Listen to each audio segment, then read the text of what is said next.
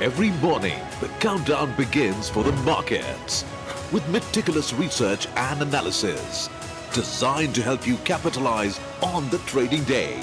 Beaming live from the CNBC TV 18 Motilal Oswal studio.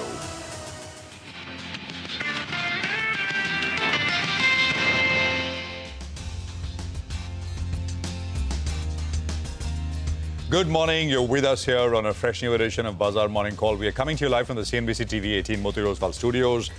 It's a Wednesday morning, middle of the week. Markets, of course, have done well last two sessions. We'll see what happens. Last night, Q's not all that great. I'm Prashant. With me, my colleagues Rima and Nigel. Guys, good morning. Hi, good morning. So no decisive moves coming in from the global markets. So I guess it will be all about individual stocks. All the big four earnings, Nifty earnings that we were expecting came post-market hours.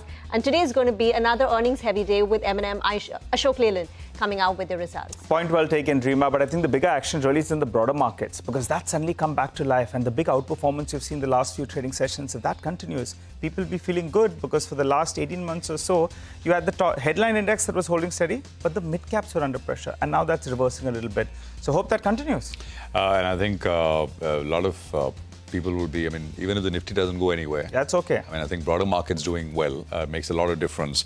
Well, let's just take a quick look at the limited Qs we have, actually, if I can put it that way. Not very much, right? US equities kind of ending sideways, slightly lower. Nasdaq down about 0.6%. And, it's every day there is something new with regards to AI anxiety. So it was software stocks last week. Beginning of this week, it was insurance brokers.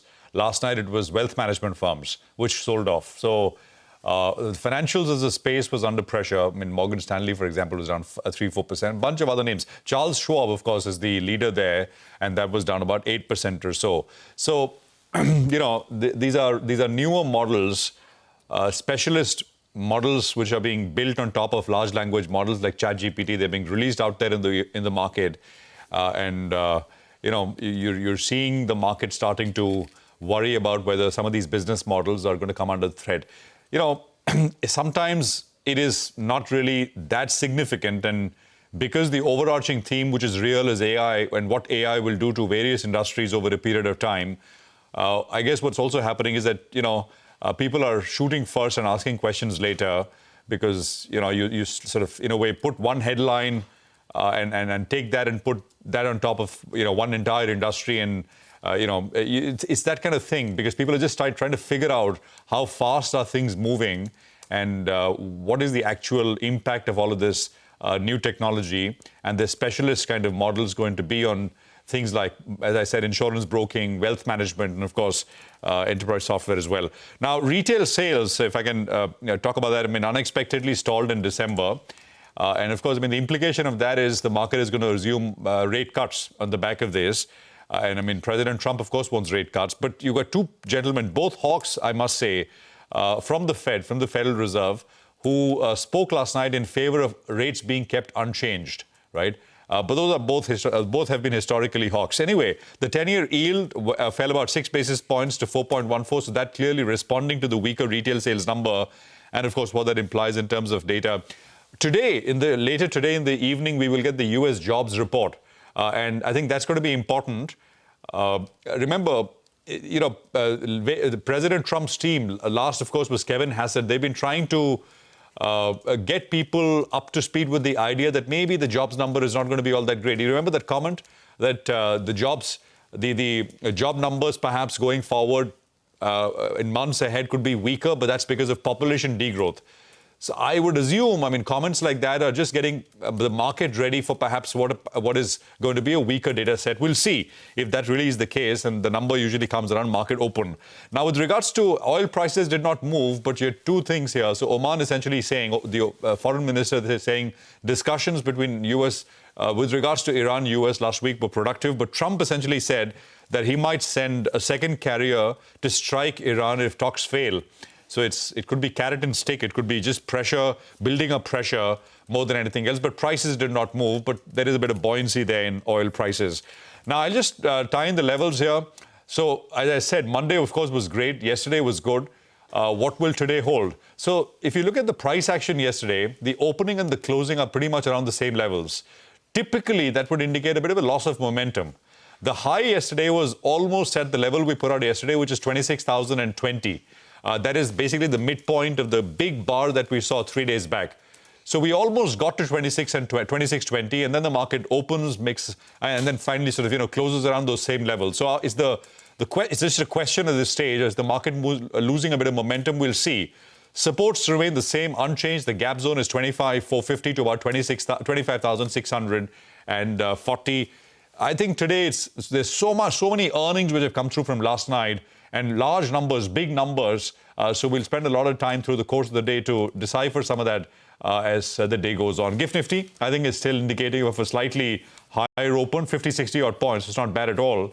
So 26,052 is the indicative open as far as GIFT Nifty is concerned. Positioning and what did funds and institutions do yesterday? Nigel has walked across to the wall for an explanation. Nigel, over to you. Well, part of the reason that the Nifty came off yesterday's high was, in fact, it was the weekly expiry as well. So that was the factor that did play out. And that's where towards the end of trade, you did see the Nifty slip a little bit. In terms of flows, the DIs, they bought large, close to 1,000 crores.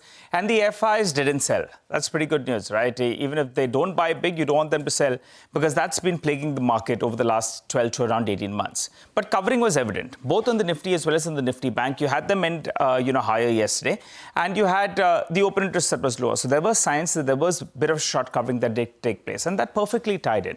Because you pull up the FI net short number, in trade yesterday, you had the shorts that covered out close to around 5,800 contracts, and now the short position has come down to around 78% or thereabouts. And the power of short covering really has been on display.